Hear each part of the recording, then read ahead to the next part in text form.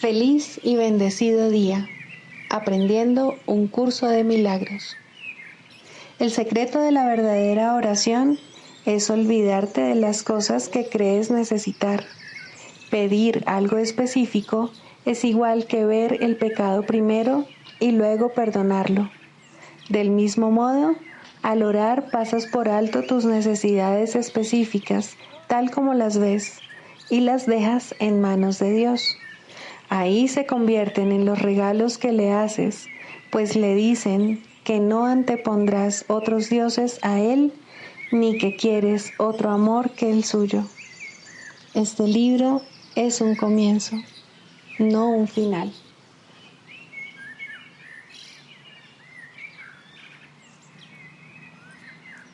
Del conocimiento y de la percepción surgen dos sistemas de pensamiento distintos que se oponen entre sí en todo. En el ámbito del conocimiento no existe ningún pensamiento aparte de Dios, porque Dios y su creación comparten una sola voluntad.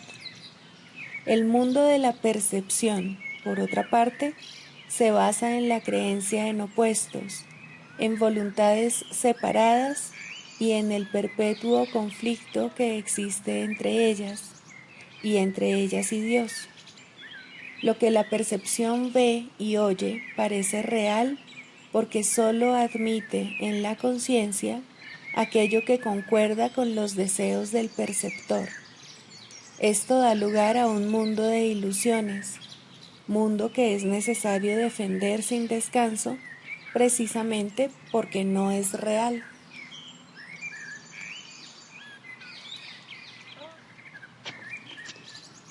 Introducción.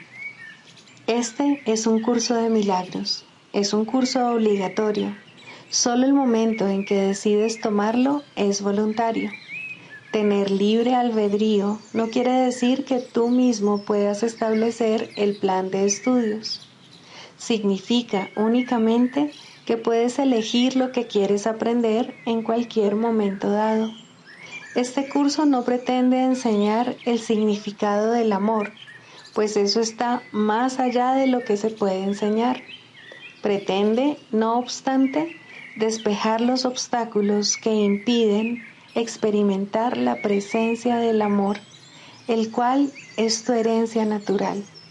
Lo opuesto al amor es el miedo, pero aquello que todo lo abarca no puede tener opuestos. Este curso puede, por lo tanto, resumirse muy simplemente de la siguiente manera. Nada real puede ser amenazado. Nada irreal existe. En esto radica la paz de Dios.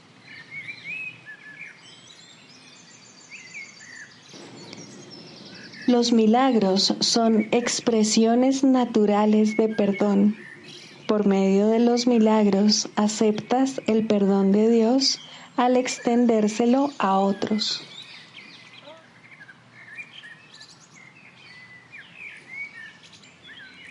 Capítulo 8. El viaje de retorno. 7. El cuerpo como medio de comunicación. Los ataques son siempre físicos. Cuando se infiltra en tu mente cualquier forma de ataque, es que estás equiparándote con el cuerpo, ya que esta es la interpretación que el ego hace de él.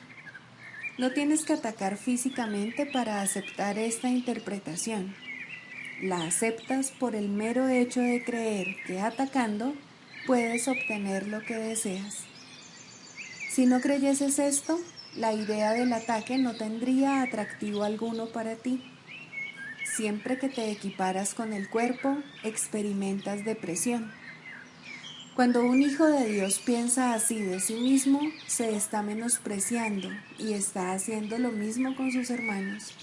Y puesto que solo puede encontrarse a sí mismo en ellos, está, por lo tanto, negándose a sí mismo la salvación. Recuerda que para el Espíritu Santo el cuerpo es únicamente un medio de comunicación. Al ser el nexo de comunicación entre Dios y sus hijos separados, El Espíritu Santo interpreta todo lo que has hecho a la luz de lo que Él es. El ego se para mediante el cuerpo. El Espíritu Santo llega a otros a través de él. No percibes a tus hermanos tal como el Espíritu Santo lo hace, porque no crees que los cuerpos sean únicamente medios para unir mentes y para unirlas con la tuya y con la mía. Esta interpretación del cuerpo te hará cambiar de parecer con respecto al valor de este. El cuerpo, de por sí, no tiene ningún valor. Si usas el cuerpo para atacar, este se convierte en algo perjudicial para ti. Si lo usas con el solo propósito de llegar hasta las mentes de aquellos que creen ser cuerpos, para enseñarles a través del mismo cuerpo que eso no es verdad, entenderás el poder de la mente que reside en ti. Si usas el cuerpo con ese fin y solo con este fin, no lo podrás usar para atacar. Cuando se usa con el propósito de unir, se convierte en una hermosa lección de comunión, que tiene valor hasta que la comunión se consuma. Esta es la forma en que Dios hace que lo que tú has limitado sea ilimitado. El Espíritu Santo no ve el cuerpo como lo ves tú, porque sabe que la única realidad de cualquier cosa es el servicio que le presta a Dios en favor de la función que Él le asigna. La comunicación pone fin a la separación. El ataque la fomenta. El cuerpo es feo o hermoso, violento o apacible, perjudicial o útil, dependiendo del uso que se haga de él. Y en el cuerpo de otro verás el uso que has hecho del tuyo. Si tu cuerpo se convierte en un medio que pones a disposición del Espíritu Santo para que Él lo use en nombre de la unión de la filiación, no verás lo físico excepto como es. Úsalo para la verdad y lo verás correctamente. Úsalo incorrectamente y lo interpretarás mal, lo cual habrás hecho ya al usarlo incorrectamente. Interpreta cualquier cosa sin el Espíritu Santo y desconfiarás de ello. Eso te conducirá al odio y al ataque y hará que pierdas la paz. Toda pérdida, no obstante, procede de los falsos conceptos que albergas, pues es imposible perder, sea cual sea la forma en que se manifieste la pérdida. Mas, cuando ves a un hermano como una entidad física, pierdes su poder y su gloria así como los tuyos. Lo has atacado, pero tienes que haberte atacado a ti mismo primero. Por tu propia salvación, que le ha de brindar a él la suya, no lo veas así. No dejes que él se menosprecie a sí mismo en tu mente, sino libéralo de su creencia de que es insignificante y así te liberarás tú de la tuya. Como parte de ti, él es santo. Como parte de mí, tú lo eres. Entablar comunicación con cualquier parte de Dios es ir más allá del reino hasta su creador, gracias a su voz, la cual Él ha establecido como parte de ti. Alégrate, por lo tanto, de que no puedas hacer nada por ti mismo, pues no eres de ti mismo. La voluntad de aquel del que formas parte ha establecido para ti tu poder y tu gloria. Con ellos puedes lograr perfectamente lo que su santa voluntad ha dispuesto para ti una vez que la aceptes. Él no te ha privado de sus dones, mas tú crees que se los has arrebatado a Él. Por amor a su nombre, no dejes que ningún hijo de Dios permanezca oculto, pues su nombre es el tuyo.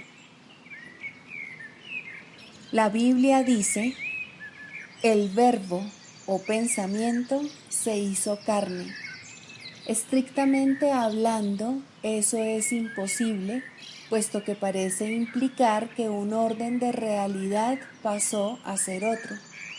Los distintos órdenes de realidad, al igual que los distintos grados de dificultad de los milagros, tan solo dan la impresión de existir. El pensamiento no se puede convertir en carne excepto mediante una creencia, ya que el pensamiento no es algo físico.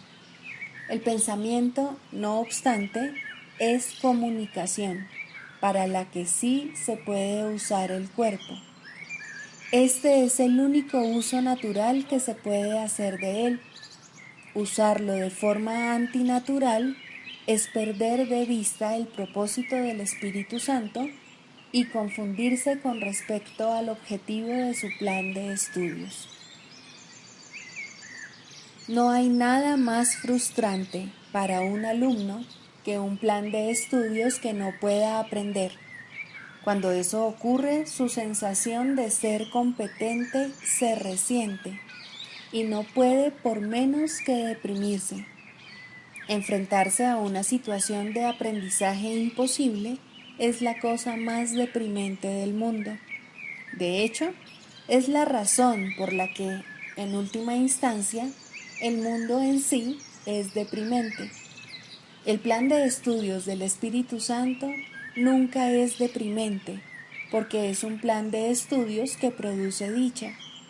Siempre que se reacciona con depresión ante el aprendizaje, es porque se ha perdido de vista el verdadero objetivo del plan de estudios.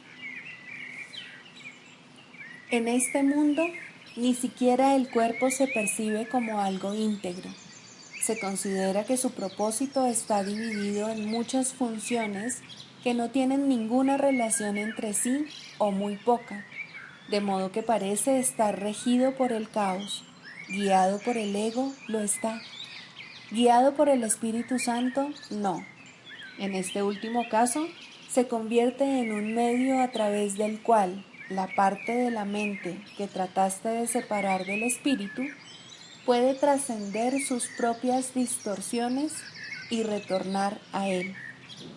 El templo del ego se convierte así en el templo del Espíritu Santo, en el que la devoción por él reemplaza a la devoción por el ego. En este sentido, el cuerpo se convierte ciertamente en el templo de Dios. Su voz reside en su interior, dirigiendo el uso que se hace de él. La curación es el resultado de usar el cuerpo exclusivamente para los fines de la comunicación. Puesto que eso es lo natural, sana al restaurar la unicidad, lo cual es también natural. Toda mente es íntegra, y la creencia de que parte de la mente es física o no mental es una interpretación fragmentada o enfermiza. Es imposible convertir la mente en algo físico, pero es posible hacer que se manifieste a través de lo físico si usa al cuerpo para ir más allá de sí misma. Al hacer eso, la mente se extiende.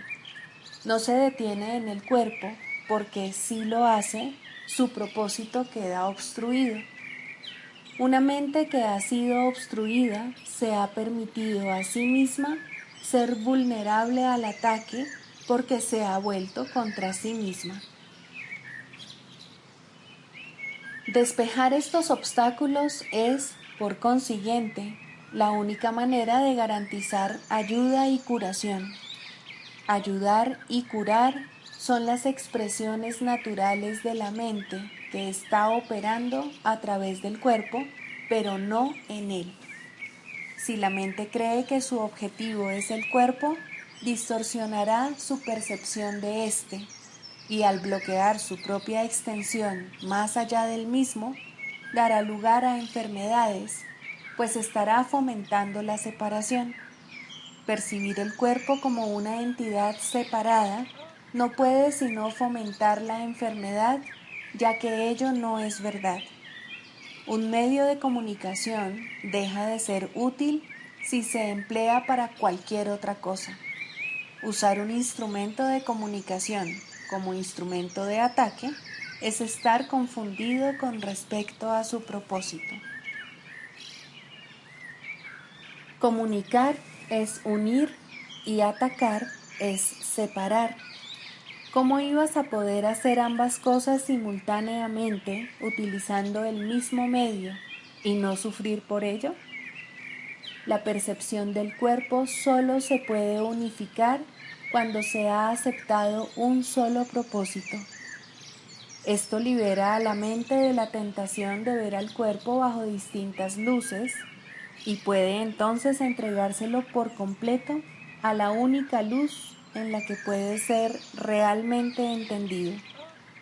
Confundir un recurso de aprendizaje con un objetivo del plan de estudios es una confusión básica que impide el entendimiento de ambos. El aprendizaje tiene que conducir más allá del cuerpo al restablecimiento del poder de la mente en él. Esto solo se puede lograr si la mente se extiende hasta otras mentes y no interrumpe su extensión.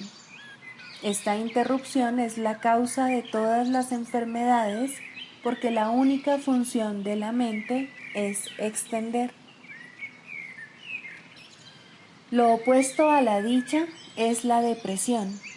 Cuando lo que aprendes fomenta la depresión en lugar de la dicha, es que no estás escuchando al Maestro jubiloso de Dios ni aprendiendo sus lecciones. Ver un cuerpo de cualquier otra forma que no sea como un medio de comunicación es limitar a tu mente y hacerte daño a ti mismo. La salud, por lo tanto, no es otra cosa que un propósito unificado. Si se pone al cuerpo en armonía con el propósito de la mente, éste se vuelve íntegro porque la mente solo tiene un propósito. El ataque tan solo puede ser un propósito que el cuerpo ha asumido, ya que separado de la mente, el cuerpo no tiene ningún propósito. Tú no estás limitado por el cuerpo y el pensamiento no puede hacerse carne. La mente, no obstante, puede manifestarse a través del cuerpo si va más allá de él y no lo interpreta como una limitación. Siempre que ves a alguien limitado a un cuerpo o por un cuerpo, estás imponiéndote a ti mismo ese mismo límite. ¿Estás dispuesto a aceptar eso cuando el único propósito de tu aprendizaje debería ser escaparte de toda limitación? Todo aquel que concibe el cuerpo como un medio de ataque y cree que de ello puede derivar dicha, demuestra inequívocamente que es un mal estudiante. Ha aceptado un objetivo de aprendizaje que contradice claramente el propósito unificado del plan de estudios y que le impide aceptar como propio el propósito de este. La dicha procede de un propósito unificado, y un propósito unificado es algo que es únicamente propio de Dios. Cuando tu propósito está unificado, es el suyo. Si crees que puedes interferir en su propósito, necesitas salvación. Te has condenado a ti mismo, pero la condenación no es algo que proceda de Dios. Por lo tanto, no es real, ni tampoco lo son sus aparentes resultados.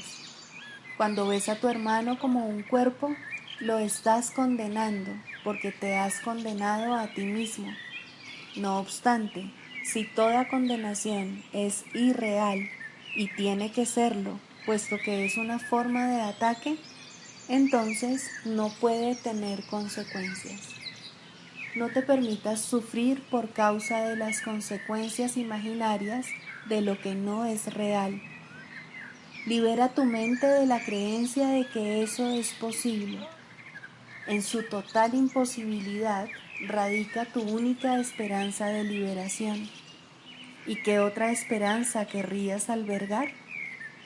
La única manera de liberarse de las ilusiones es dejando de creer en ellas. El ataque no existe. Lo único que existe es comunicación ilimitada y, por lo tanto, poder y plenitud ilimitados. El poder de la plenitud es la extensión.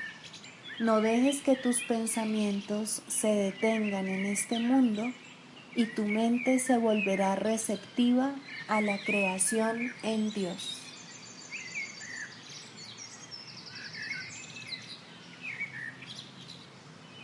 Libro de ejercicios. Pregunta 13. ¿Qué es un milagro? Un milagro es una corrección. No crea ni cambia realmente nada en absoluto. Simplemente contempla la devastación y le recuerda a la mente que lo que ve es falso. Corrige el error, mas no intenta ir más allá de la percepción ni exceder la función del perdón.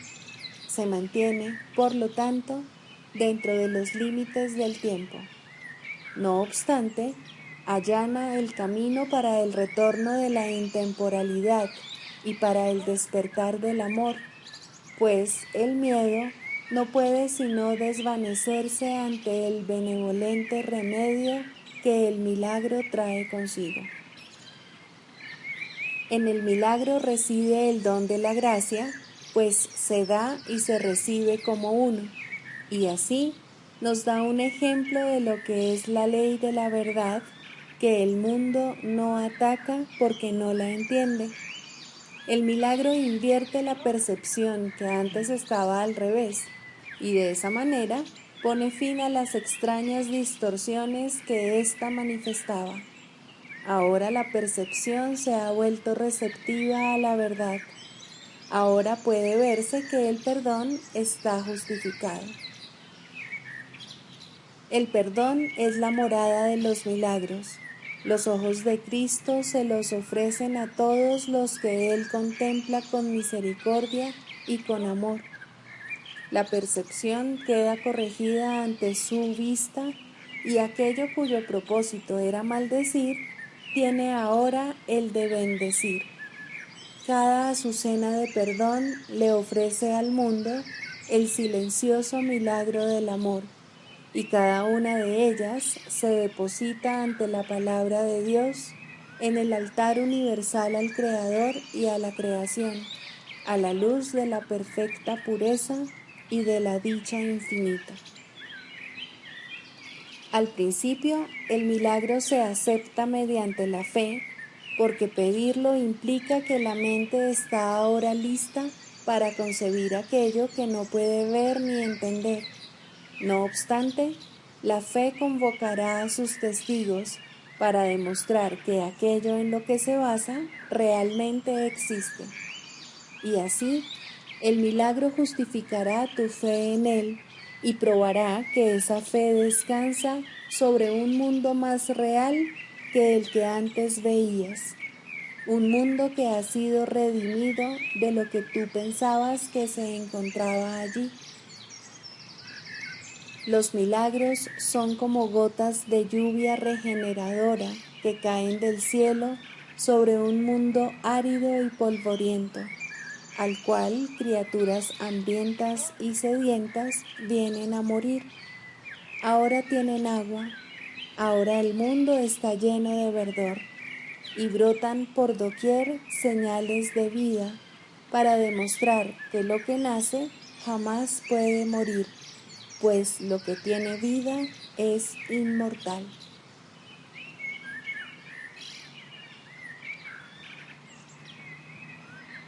Lección 344. Hoy aprendo la ley del amor, que todo lo que le doy a mi hermano es el regalo que me hago a mí mismo. Esa es tu ley, Padre mío, no la mía. Al no comprender lo que significaba dar, procuré quedarme con lo que deseaba solo para mí. Y cuando contemplé el tesoro que creía tener, encontré un lugar vacío en el que nunca hubo nada, en el que no hay nada ahora y en el que nada habrá jamás. ¿Quién puede compartir un sueño? ¿Y qué puede ofrecerme una ilusión?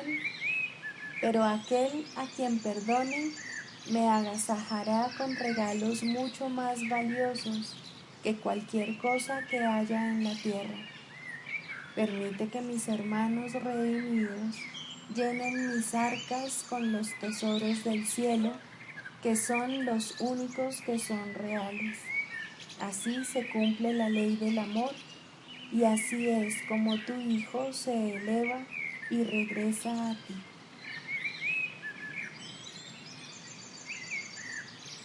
Qué cerca nos encontramos unos de otros en nuestro camino hacia Dios.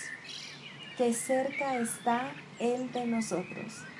Qué cerca el final del sueño del pecado y la redención del Hijo de Dios.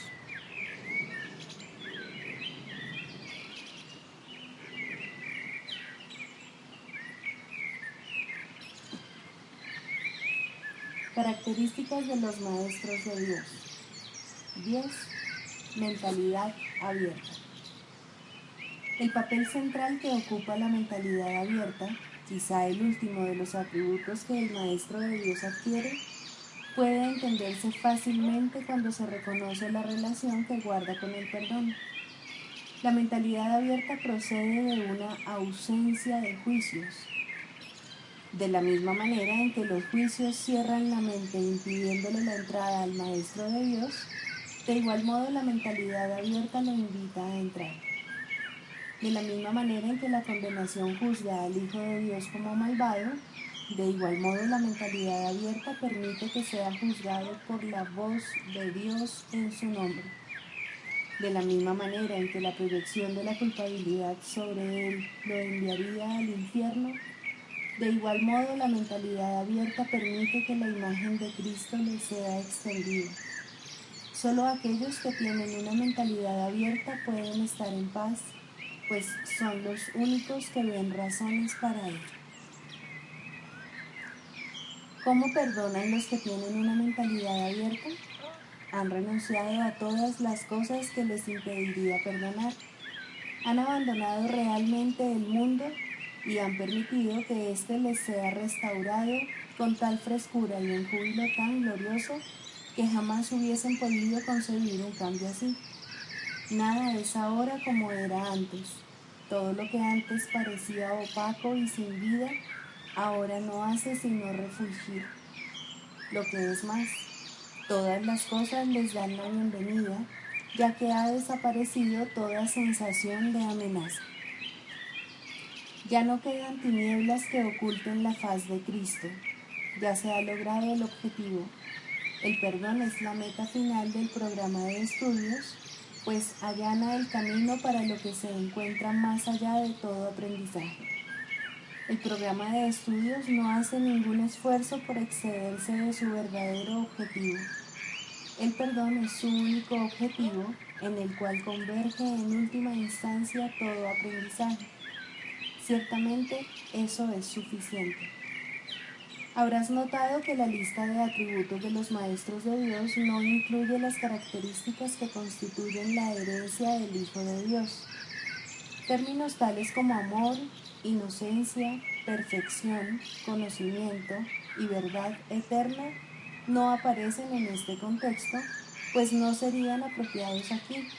Lo que Dios ha dado está tan remotamente alejado de nuestro programa de estudios que el aprendizaje no puede sino desaparecer ante su presencia. Sin embargo, mientras su presencia esté velada, el enfoque ha de centrarse necesariamente en el programa de estudios. La función de los maestros de Dios es llevar al mundo el verdadero aprendizaje. Propiamente dicho, lo que llevan es un desaprendizaje, que es a lo único que se le puede llamar verdadero aprendizaje en este mundo. A los maestros de Dios se les ha encomendado la función de llevar al mundo las buenas nuevas del completo perdón. Bienaventurados son, en verdad, pues son los portadores de la salvación.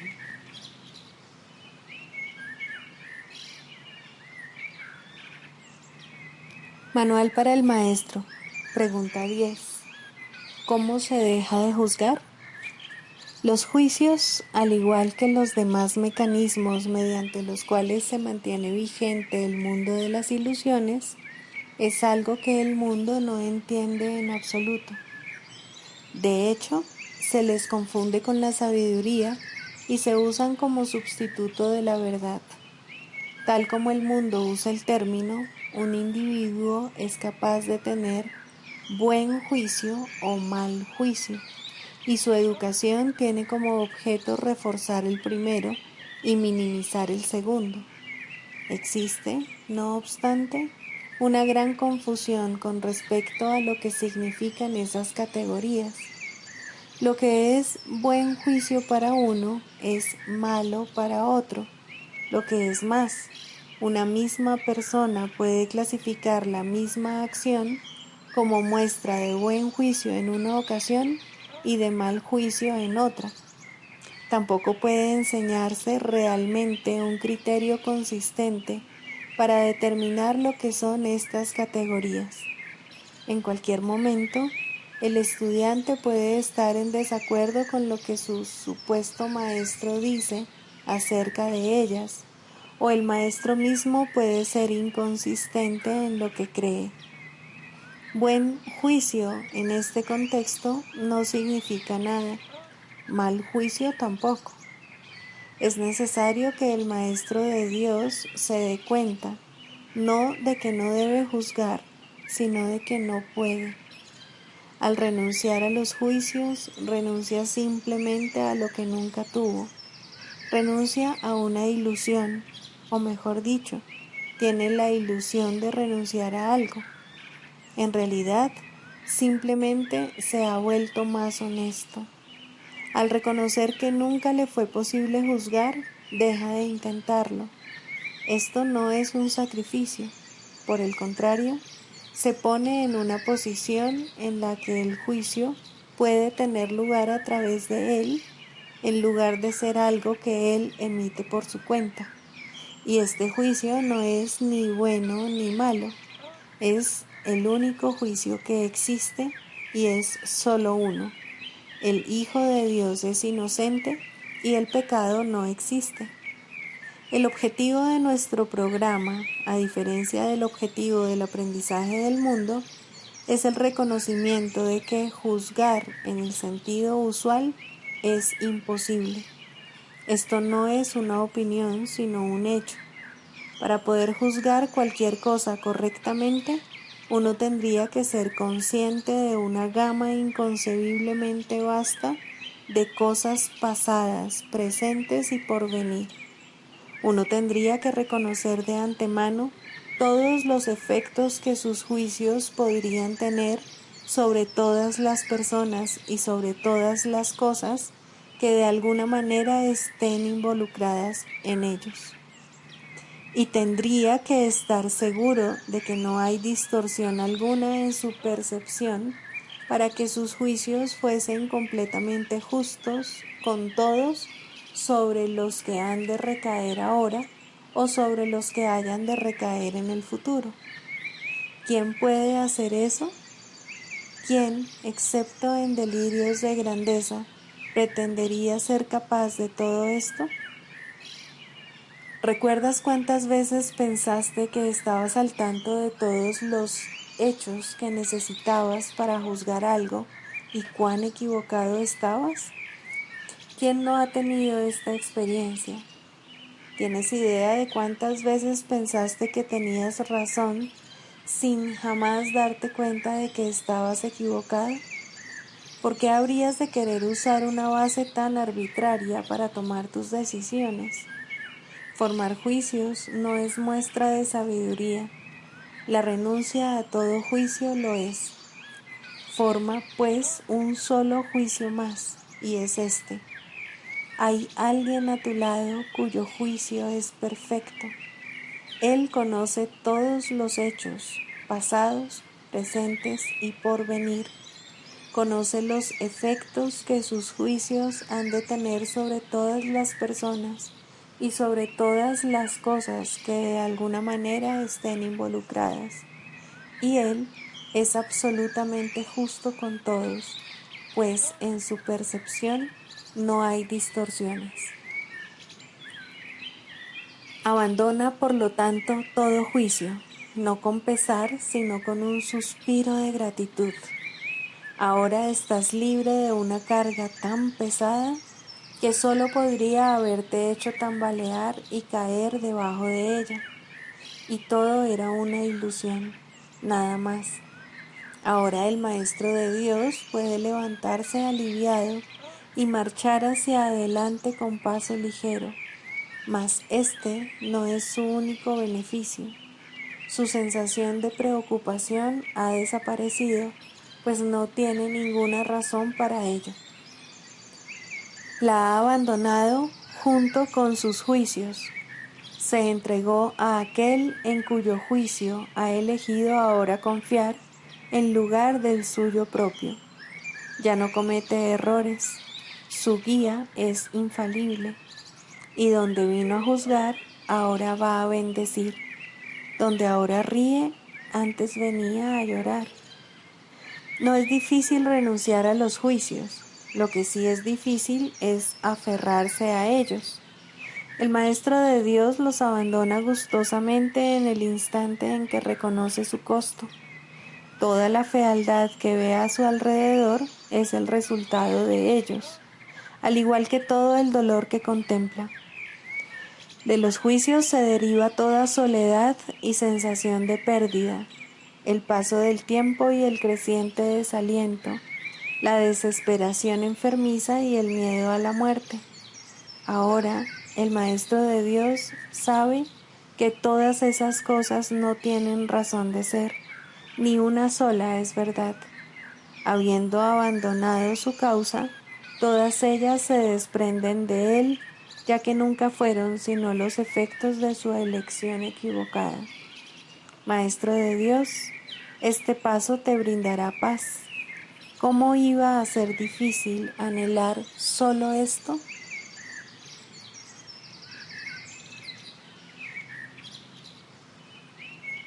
Manual para el Maestro. Clarificación de términos. 4. La percepción verdadera, el conocimiento. El mundo que ves no es más que la ilusión de un mundo. Dios no lo creó, pues lo que Él crea tiene que ser tan eterno como Él. En el mundo que ves, no obstante, no hay nada que haya de perdurar para siempre. Algunas cosas durarán en el tiempo algo más que otras, pero llegará el momento en el que a todo lo visible le llegue su fin. Los ojos del cuerpo no son, por lo tanto, el medio a través del cual se puede ver el mundo real, pues las ilusiones que contemplan solo pueden conducir a más ilusiones de la realidad.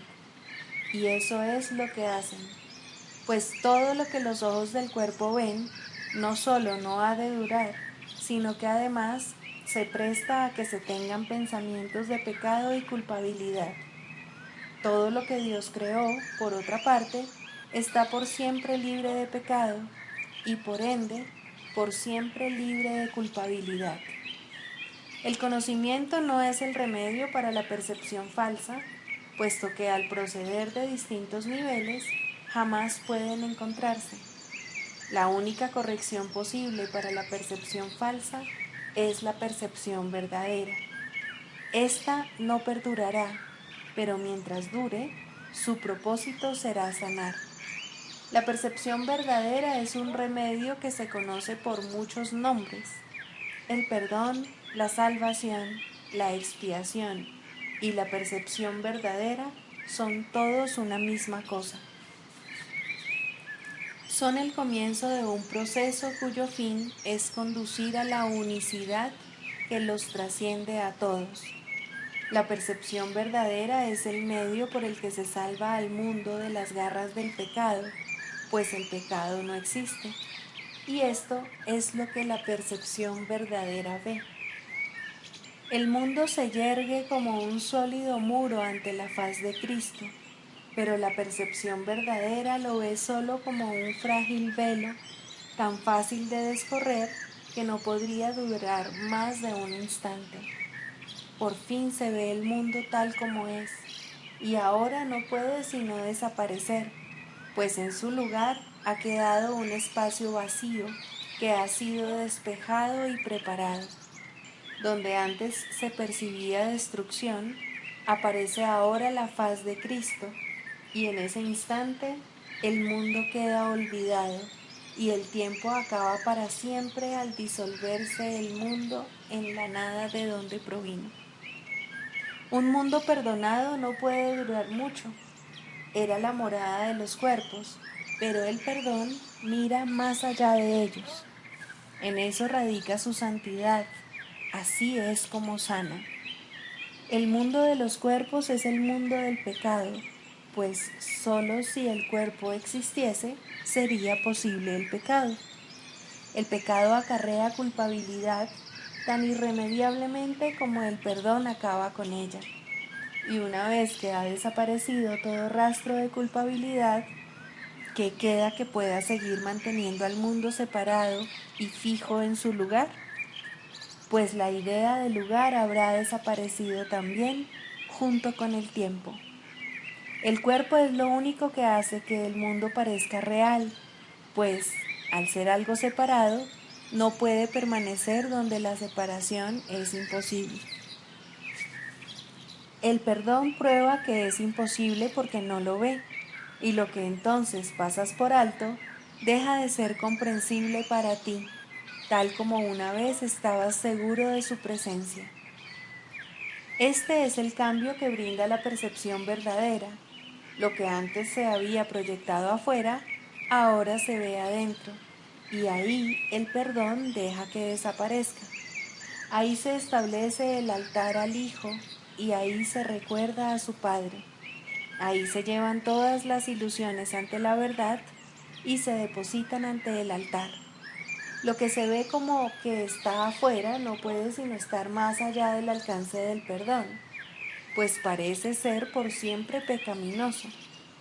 ¿Qué esperanza puede haber mientras se siga viendo el pecado como algo externo?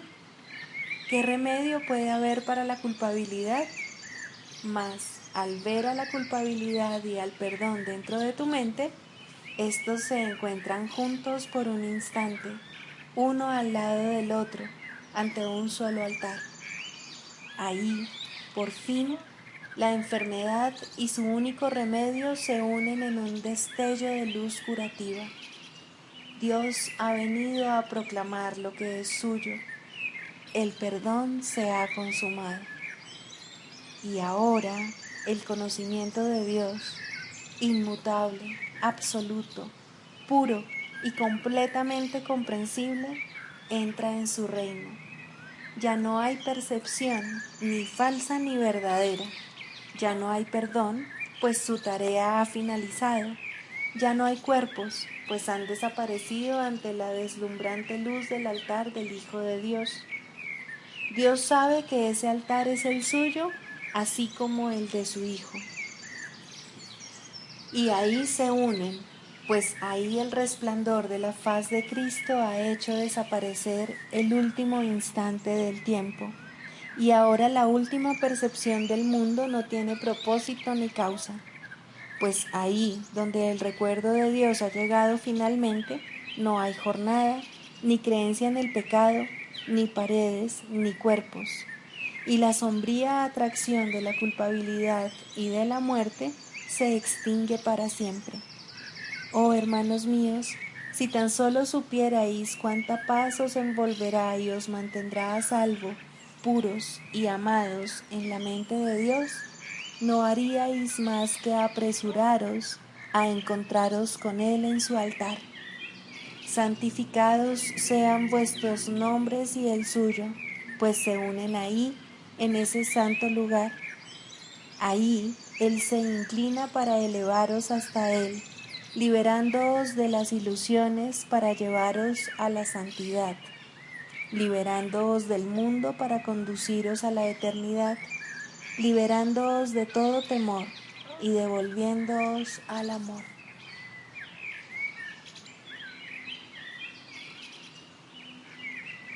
Sigamos a Jesús, haciendo del perdón algo tan natural como respirar y algo tan vital como el aire. Amén.